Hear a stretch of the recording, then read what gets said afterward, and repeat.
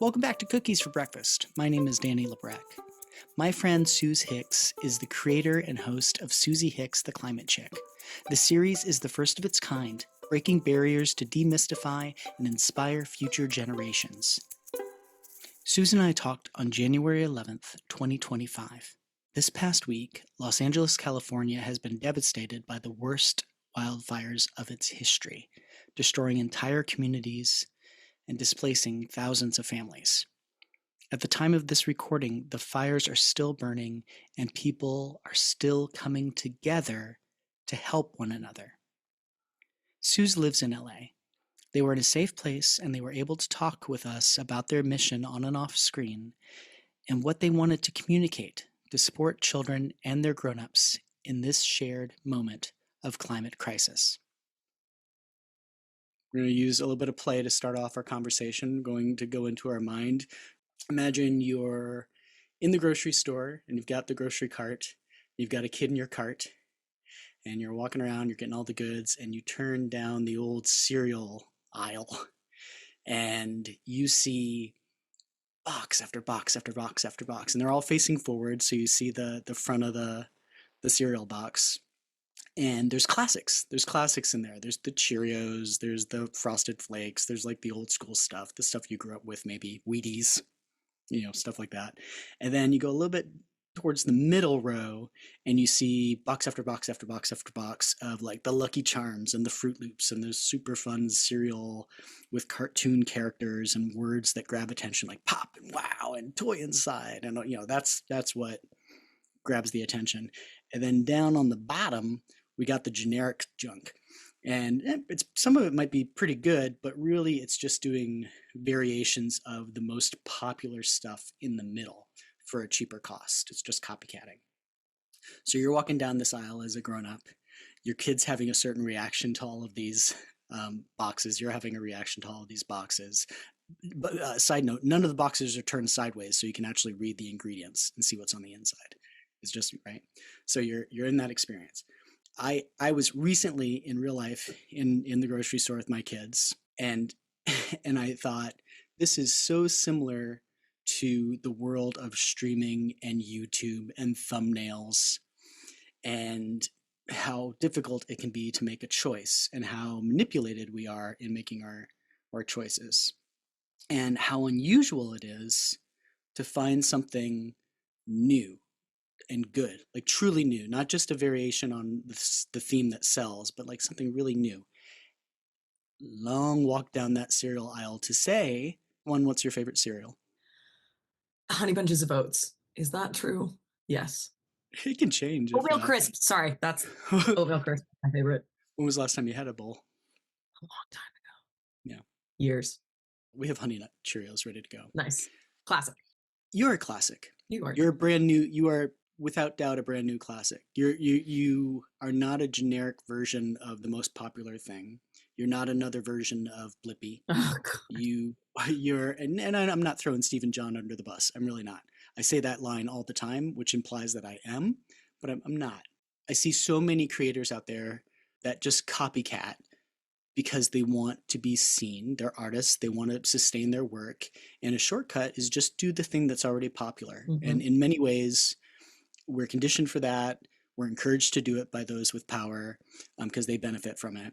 And then there are people like you that are doing something completely original where you're actually in the moment and listening to your audience and talking about something that might be unexpected for young kids, middle-aged kids, parents. Yeah. So good job. That's really special what you're doing. Thank you. That's how I feel about you too. Thank you. Okay. So let's start with your program. I'm not going to call it a show because it's not just a wow show, although it's fun. What's your show about? I know it's not out yet officially, but what is it about? What's the concept? So my show is called Suzie Hicks, the Climate Chick, and it is a show about climate change, climate solutions, and climate emotions. And so we learn about different topics, all about our amazing world that we live on, what's happening to it, the mistakes that are being made in caring for it and caring for ourselves. And we meet the most amazing people that are working on ways to help treat the world better and treat ourselves better. And we figure out how to take care of ourselves along the way. We spend a lot of time understanding the feelings that we have when information like this comes up, learning to take care of ourselves and our friends in moments of really scary and hard times, and also celebrating the joys of learning new information and finding ways to do better. I think about the parents and teachers of young kids, and I know it's not just for young children. I think it's really for any age group what you're creating. Mhm. But I think about the parents that are like, I gotta protect my kids at all costs. I don't want them to worry. Childhood, especially early childhood, it's so precious. I don't want them to be aware of these things. I want to keep them protected. And yet, whether parents and caregivers want that or not, kids are impacted by all of these things. It's the world that they're living in. I used to work at the Field Museum of Natural History in Chicago, Mhm. and we would explore these sort of themes quite a bit. And this is early aughts, and there was an environmental specialist that used to bring out this poster from the 80s, and it was one of those picture of the world, and then rainbow kids holding hands, like rainbow Oh, cutouts sure. Yeah, yeah, yeah. holding up the earth, and then it says kids save the earth, right? Just put all the visual of literally putting the weight of the world on these young Right. kids. Right. But then she would flip this thing upside down and be like, there, I fixed it. And then it looked like all the kids were playing on the planet. They're doing like Oh, cartwheels. And she said, you have to fall in love with something if you're going to take care of it. yeah. How do you approach that in not only the program, not only Suzie Hicks, the climate chick, but like in person? Because I know you're doing a lot of research and development face to face with kids in classrooms and different family events. How do you approach that, like empowering kids and their parents without scaring them, overwhelming them? Like what's and at the same time not lying, like being upfront. Like what's the Oh, yeah. balance there? How do you approach all that? I love this question so much, and this really gets to the crux of what I care about. When I was in college, the whole way that this started is I started working at an aquarium where kids would go to have fun. Like an aquarium is such a fun, exciting, really like joyful place, and it was the place that most people were listening to arguments about climate change. And so I went there as a theater performer and as a drama person to be like, "Wee, I get to talk about fish." And then at the same way, it was like, oh no, we get to have the most impactful conversations that we could possibly be having, because this informal education institution is one of the most trusted voices on climate. It's not been politicized yet. It's still a source of public education. And also it's fun. Like it's so fun. What year is this? When it hasn't been politicized yet? What year is this happening? This was 2017. And so everything was politicized. Science was politicized. And there have been studies that have shown that zoos and aquariums are still some of the most trusted messengers of climate information. And so it felt really surreal to be a messenger for like these really radical climate thoughts while also being like, look at that sea star. Do you want to touch it? Maybe that's it. It's like that's the place where you're playing and you're falling Yes. in love. Yes. Like you can fall Yes. in love out in actual on the trail in nature, but this is like a curated Yes. space where maybe city kids, especially, might not have the opportunities to connect. I mean, nature's everywhere, but the idea of outdoor nature, maybe it's harder for them to connect. And maybe through Yeah. schools, if parents aren't in a position to visit those places, this Yeah. this is probably a really exciting first experience where they're ready, they're Mm-hmm. primed to fully engage with that type of falling in love with Earth or things Yeah. of the Earth and wanting to protect them. And in our training as interns, there's a narrative that you have to follow. And so there's narrative strategy going on where it was introduce the thing, the living creature, the ecosystem, whatever it is, introduce the topic, get people to fall in love with it. Tell them how amazing coral reefs are and how they're like cities, and how coral is actually an animal and a plant and a rock all at the same time. Get them to be fascinated with the natural world and the way that it services us and the way that we all are interconnected, and then introduce the problem and say, you know, these sea stars that you love so much that you're touching, that these anemones that you're really enjoying, here's how climate change is impacting them. And then you always end on a note of action and hope. So you never are like, all right, kid, good luck. Like everything's bad and dying. Have a good one. You say, and there are efforts being made to stop climate change. There are efforts being made to conserve these corals. And here's how you can get involved. Here's the organization that you can follow. Here's the way you can fundraise. Here are the things that you can do in your own world, in your own neighborhood to protect these species.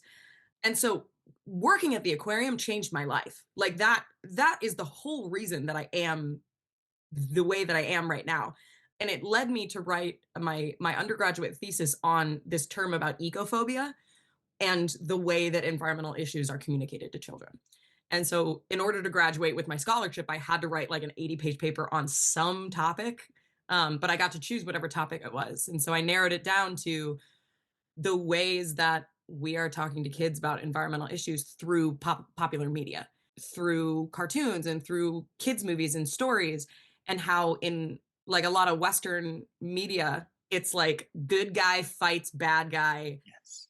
destruction, destruction, destruction, good guy wins, everything's fine. When in actuality, in situations like climate change and situations like environmental degradation, it's much slower and it's much more communal. And so I wrote my thesis on Hayao Miyazaki's communication to kids. If you haven't seen his movies, I would highly recommend it. Like, I would say that Mr. Rogers, Hayao Miyazaki, and Bill Nye were my three big influences. I have a tattoo of two of his characters on my arm that I got right after I submitted my thesis. I got it with my dad, actually, because my dad's the one that showed me his videos when I was a kid. And so, back to your original question, it's necessary to tell kids this information. And we are protecting them by giving them the context and giving them the information that they need to survive and take care of themselves in a climate changing world. Pretending like it doesn't exist and then dealing with constant catastrophe is a way to traumatize a kid more than just the catastrophe. And so my job right now is kind of we're acting as the welcoming committee, where it's a really hard topic and it's really scary. And there's a way to go about it that isn't going to send kids running for the hills and disengaging completely. And I think Fred Rogers and Sesame Street have done spectacular jobs with this in other topics throughout history.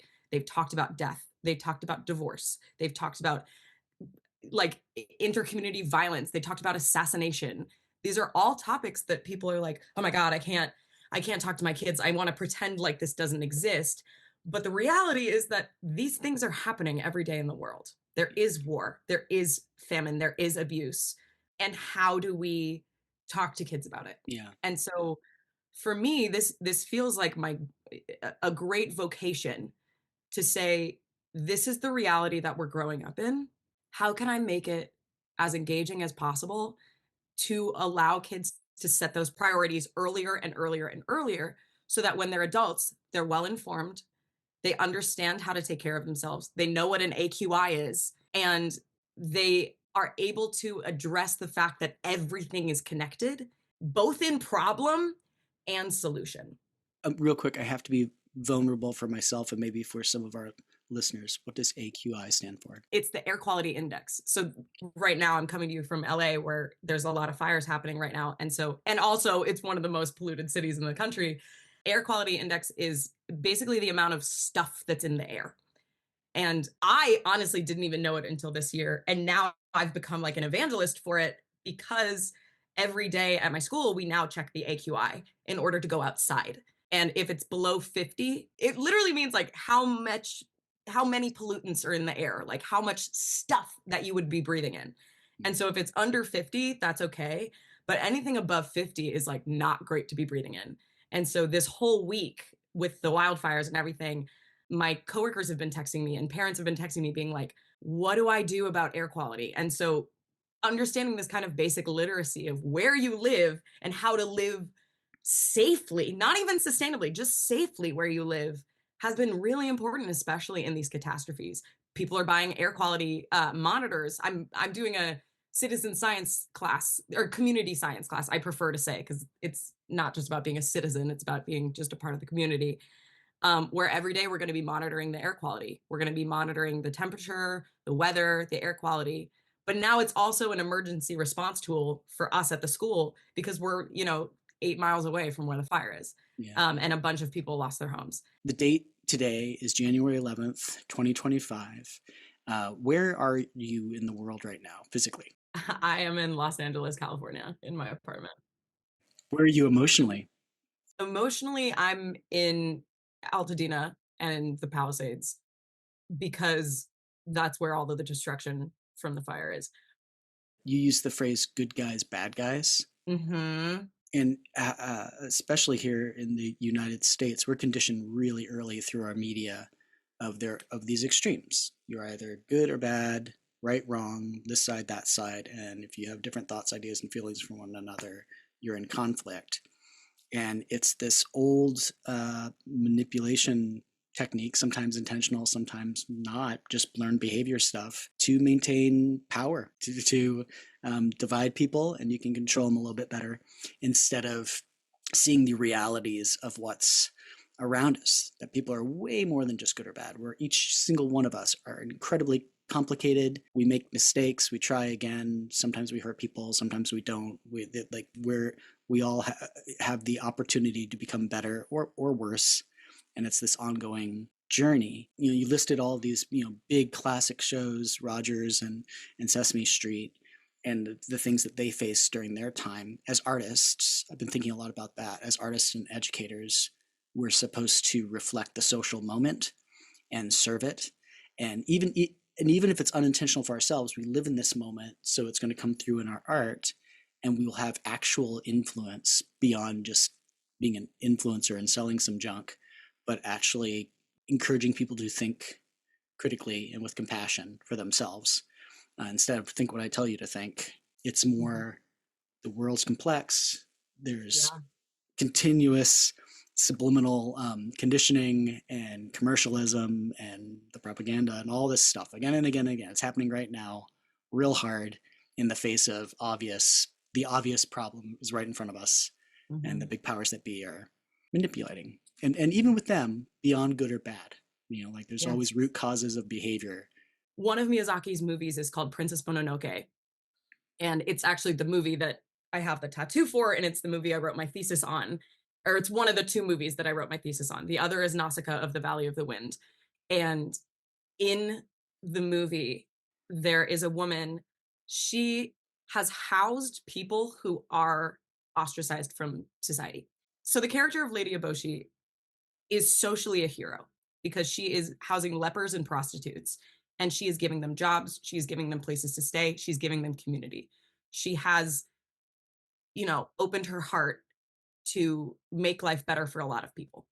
Those people are manufacturing weapons so she can fight the forest god and continue to mine the resources in the forest. And so much of the environmental impact is coming from Lady Oboshi's factory and from the people that she's militarizing to fight the nature spirits and the nature gods. And I'm not going to spoil it, but that's the main conflict of the movie is that she is at war with the nature spirits, and also she's helping a lot of people. And so there's this central conflict of cognitive dissonance where you're like, wait, she's doing this really wonderful thing and this really horrible thing at the same time. Our little American brains are like, what this isn't, simplified to she's bad, we're good, my team, her team. The binary has been destroyed because you empathize with her and you're like, wow, you actually are just doing the best that you can. And the crux of the movie, which my dad actually has tattooed on his arm, is to see with eyes unclouded by hate. And so much of the movie is like fighting each other, but also being like, I get why you're like this, and I see where you're coming from. And so these moral gray areas are massively, massively important when we talk about climate. And then in Nausicaa, the Valley of the Wind, it's basically a post-nuclear apocalyptic society where like plants are poisonous, the air is poisoned, and it's because of these like nuclear warriors that fought a war hundreds of years ago. And the main character discovers a way to make the plants not poisonous anymore, and she discovers a way to like heal everything, but all of the cities decide to become at war with each other in that moment because someone found like the egg of one of the monsters and they all want the weapon, and they're all fighting each other. And she's like, you guys, there's a way bigger problem going on right now, and if we work together and we unify rather than fighting each other, we can actually fix this for everybody. And that came out in the 80s. That was like one of Miyazaki's first films ever. And it's just an allegory that rings true every day, that we experience cognitive dissonance because we see things that are not supposed to be happening. We behave in ways we are, quote, not supposed to. And yet we still believe in a better world. Right now, I'm drinking bottled water because there's a boil water advisory in a lot of LA. And I hate plastic. I try to use as little as possible. And I'm drinking a ton of it right now because I am understanding the context in where I'm living. And so we as Americans, I feel like strive so hard to avoid cognitive dissonance, whereas like you're doing something and you know it's wrong, quote, wrong, but you're doing it anyway, because we want to be like, yes, this is the thing that I need to be doing. This is the right way. This is the way that my community is voting and acting and behaving. And anyone doing that, like anyone doing anything other than that is completely wrong. Do I have time to go on a quick tangent? Yeah, as many as you want. Okay, great. Well, okay, let me ask another question. How political do you want to get? Because I can go not political, or I could go political. You know what's funny? And I've been thinking about this a lot, and I've been talking about this with my kids too, who are 12 and 14. Political isn't a bad word, Yeah, right? yeah, It's not. It's political is civility. It's how do we manage all of these huge, incredible, complex emotions and ideas? And it's 2025. I think about my kids becoming adults in the next 4 years as they're going wow. into high school, and if they decide to go to college or whatever else they do in their adult lives, what will their quests be?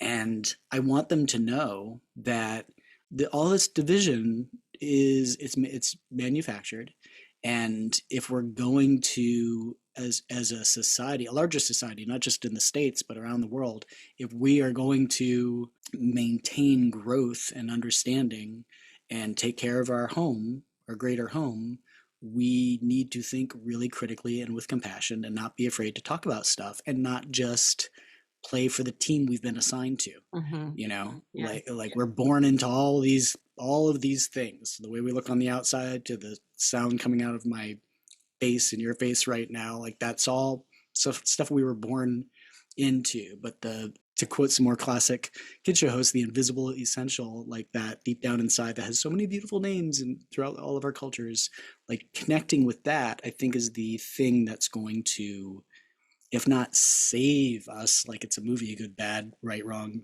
beginning, end, Yeah. just maintain us. Because I'm tired of the game. I'm tired of being divided. So yeah, let's talk about politics. Yay! I'm going to use that the sing song voice like Miss Rachel. Let's Politics. talk about politics. Yeah, let's do it. What do you got? Yeah, as climate change gets worse, we're going to need to rely on other people more, which in America is really hard. And because we are in this hyper individualist capitalist society where it's like embarrassing, or like it's like scary to have to rely on other people because you could just buy the safety on your own. But in situations like this, where there are disasters, we have to rely on our community, whether or not we agree with each other. And there's a great meme that's circulating around the internet that says, community care means helping that bitch you hate as well as helping your friends. And that is manifesting right now for me in a really intense way, because I work at a school. I have a coworker who voted for Trump, who like thought the election was stolen, who is deep-seated conservative, who in the last couple of months has sat me down and asked me about pronouns, and has been like, I know I don't understand this, and I know that I like politically disagree with this, but I need you to tell me how I can treat my students better, because some of our kids are non-binary. I'm non-binary. How can I do this? And we ended up having a great conversation.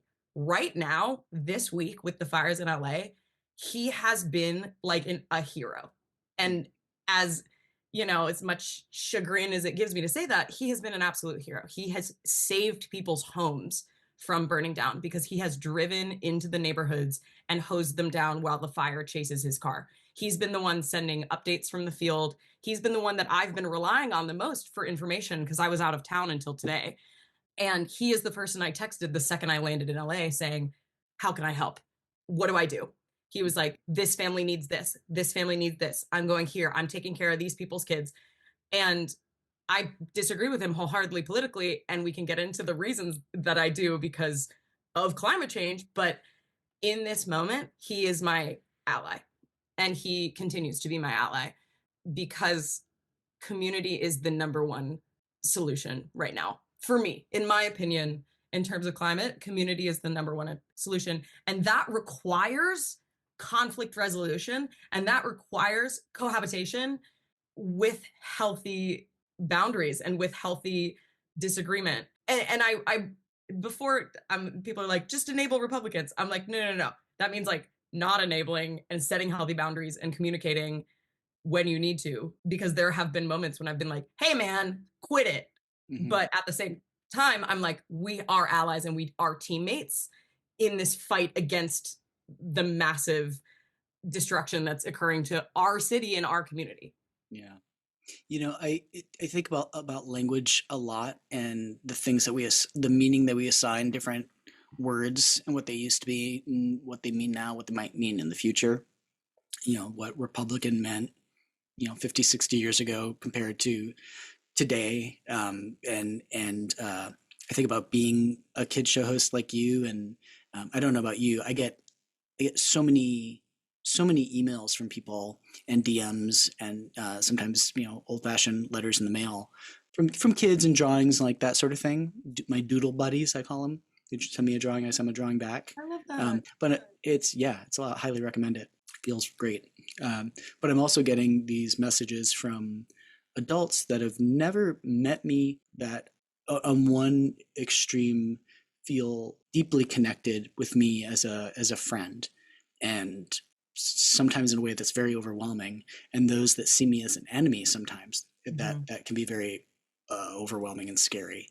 But they don't really know me, and I don't really know them, and I'm assigned different things. Like they project so much on me, and I think about like puppetry, like Rogers and his mentor Margaret McFarlane used to talk about how young children naturally project Yeah. their thoughts, ideas, and feelings onto puppets. Yeah. And like Muppets, like the complicated ones that do all the work for you, they're like wind up toys. You kind of watch them and it's amazing. But the type of engagement that happens with an old fashioned puppet with no moving parts Yeah. or a wooden block or whatever, like you project meaning onto it, and that meaning has to come from someplace. It's coming from your own subconscious. So when I'm called certain names or I'm threatened sometimes, um, I know that it's not really about me. It's Mm-hmm. it's an opportunity for me to have a window into their subconscious, and it's really hard to get to that point of rising above to see the bigger picture of that. But I think that might be a piece of the recipe that we're putting together here on how to move forward and go beyond that, these little points of division. Like it's fine if you disagree about stuff. It's fine if in this moment you feel some type of hate or anger towards someone else. That's a natural human emotion. But how do you be with it? How do you process it? And how do you communicate it so that it can evolve and change, and that hate maybe becomes love, or maybe it just becomes understanding or Mm-hmm. whatever. But it's you can peacefully agree to peacefully disagree, and look at the larger issues. The top in my mind being climate crisis. We don't have a home. We're out of luck. And fascism is something I'm very concerned about right now. Yep. So forgive my tangent, Yeah. but it feels related. And again, the responsibility of talking heads, especially those that communicate with children and their parents, their caregivers, their grown-ups, on those boxes of cereal. Like, what are we selling? What are we trying to teach? So I'm a grown-up, and I would like to know your thoughts on how do I help right now in this moment of climate crisis? LA's on fire, and that is a terrifying thing. And it's not just this concept or this maybe one day. It is right now. It's very much happening. What do you recommend for parents to process for themselves, to help in whatever way, and then also what we'll get to it, but what they should be saying to their kids. But Mm-hmm. first, for the grown-ups, what do you want to communicate to the grown-ups as a climate activist and host and caregiver? Um, First of all, it's okay to be freaking out. That's a completely normal reaction. Most of my favorite hiking trails are gone. And the place that we take the kids every week for this thing called Adventure Day is gone. And my co-teacher, who I see as like one of the most measured, mature, she's a major role model for me in so many ways. As a mom, as a teacher, she always has her life together. She's always doing this. And she has been texting me recently being like, I'm a mess. I can't stop crying about the fact that the place that we call so special, Temescal Canyon is what it's called, and it's a park, like the place where we build stick forts and the place that we take the kids every week to have these magical memories in nature is gone. And she was like, I just can't stop crying about it. And the first thing that we need to do in these moments is feel. We have to feel it. We have to just allow ourselves to grieve, because grief is love, because we loved these places and now they're gone. And we cared so much for these places, and something really unfair and really horrible happened to them. And just because it's not a person and just because it's not something that's directly in your life doesn't mean that it wasn't important. It wasn't a family member. It wasn't a relative. Indigenous wisdom teaches us that every living thing and every non-living thing is our relative too. It's all part of the community.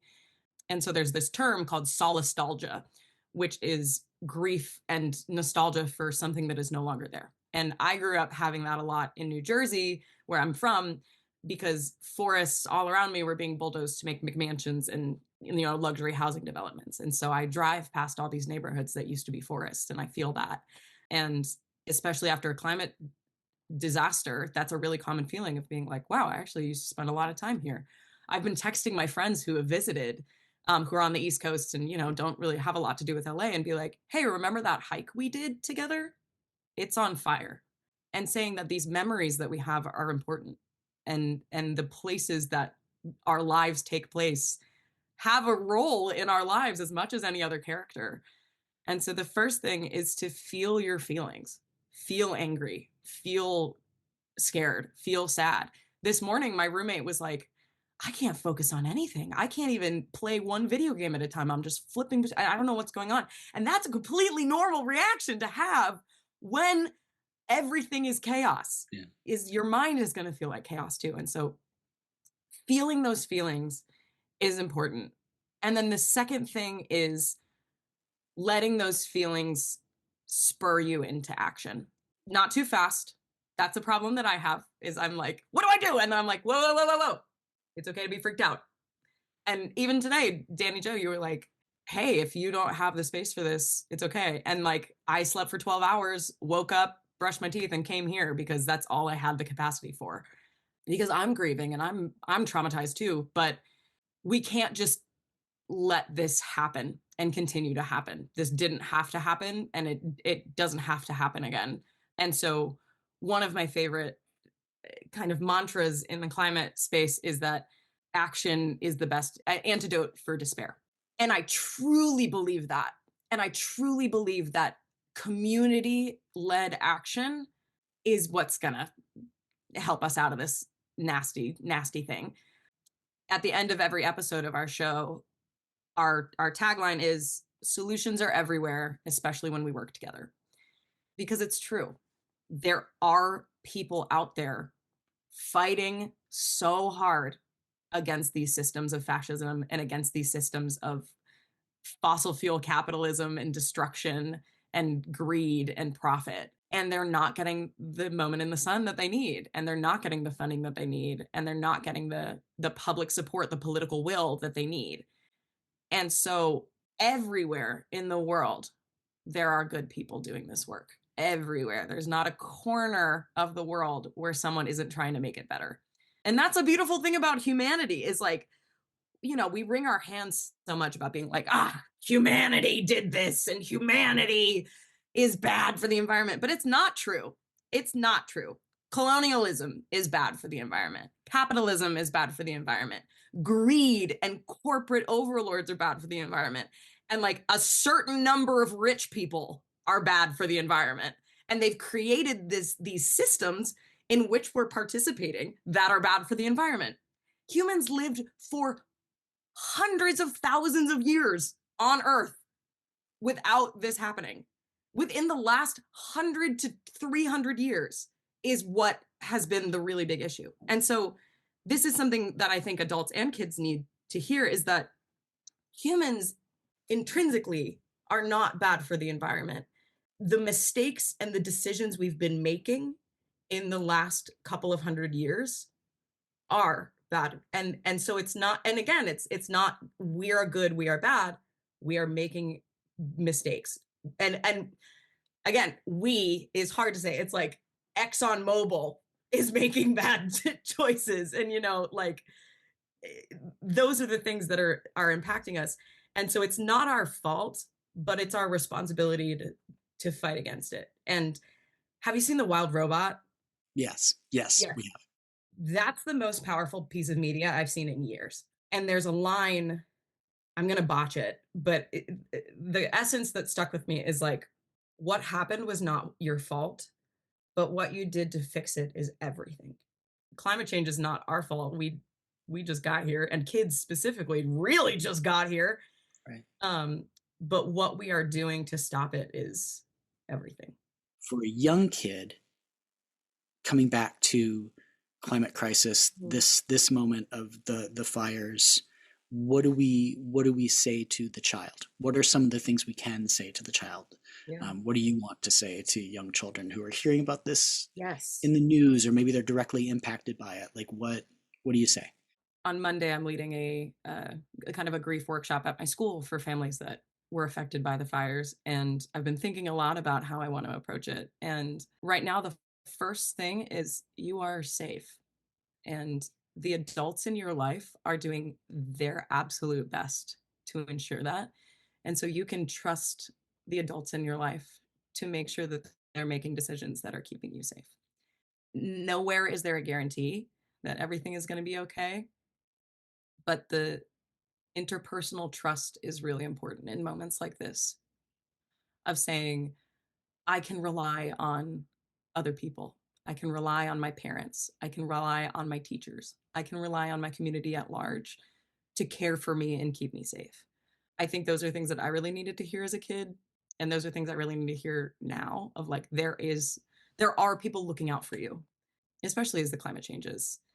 So that's the first thing, is like, there are people working to keep you safe, which ties into Fred Rogers' very, very prolific statement of look for the helpers. And that kind of is like my manifesto also as an educator in terms of climate. Is he would say, when I would see scary things in the news, my mother would say, look for the helpers. You'll always find people that are helping.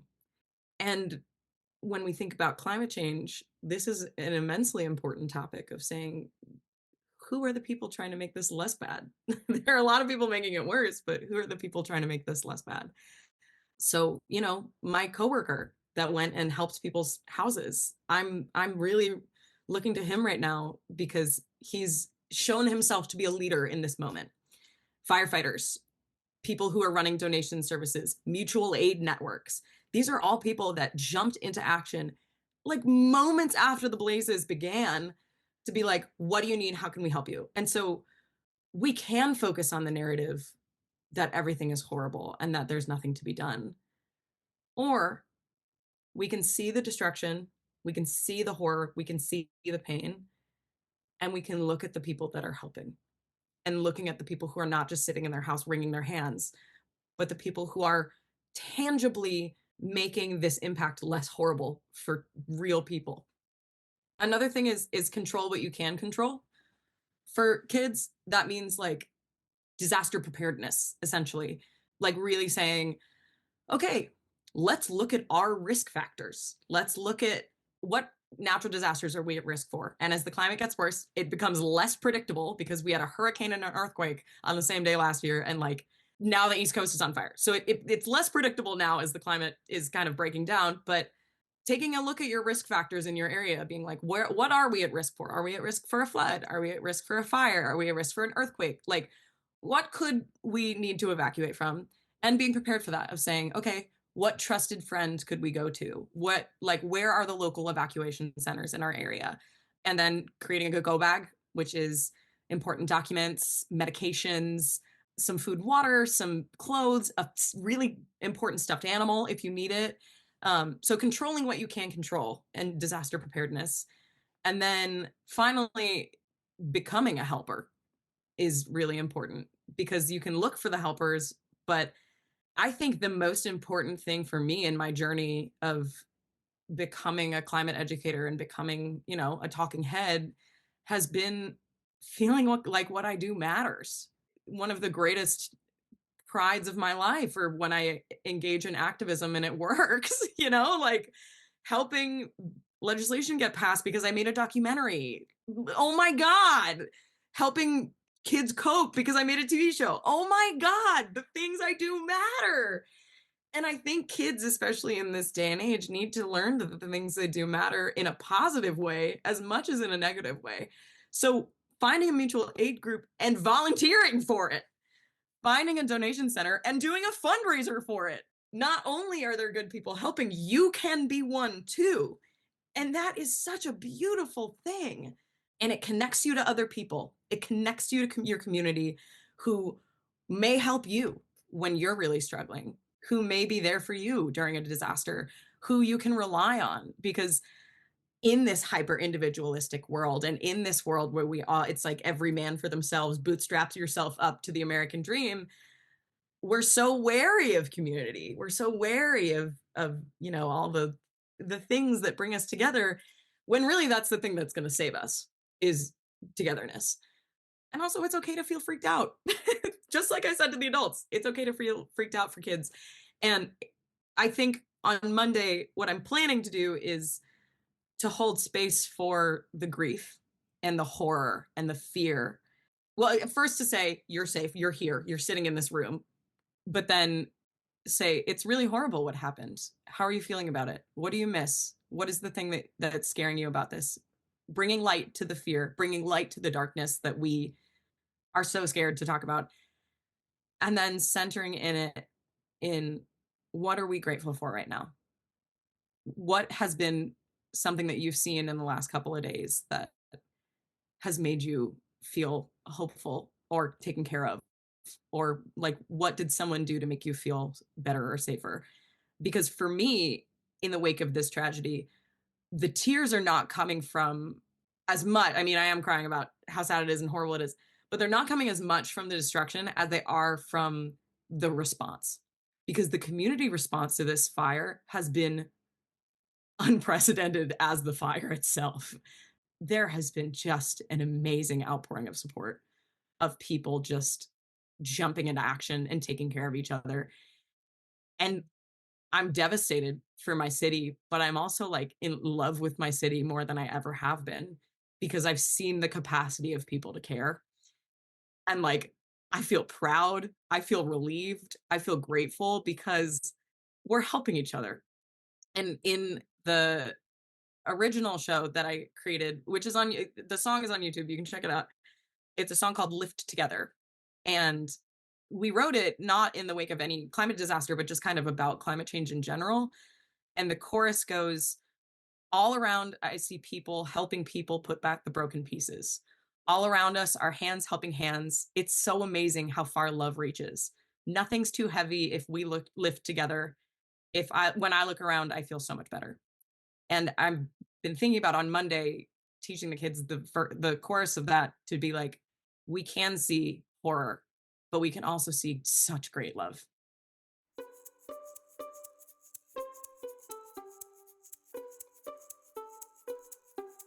You can learn more about Suze and Suzie Hicks, the Climate Chick, at SuzieHicksTheClimateChick.com.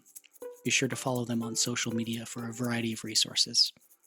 As Suze said, feel your feelings and then take action. It is the antidote for despair. Links to support those impacted by the LA wildfires are listed in the notes of this podcast.